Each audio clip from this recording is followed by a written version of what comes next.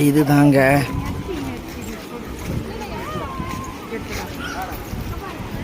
ஆனால் மீன் பிடிக்கிறது எல்லா இடமும் ட்ரை பண்ணலாம். எவ்வளோ தண்ணி பார்த்து கேர்ஃபுல்.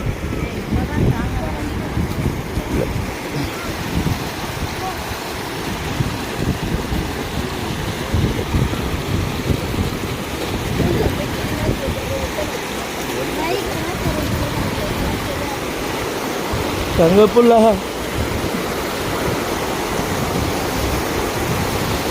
இதில் நடக்க வச்சிட்டாங்க. இப்போ நம்மள எவ்வளோ தண்ணி போகுது பார்த்தியா?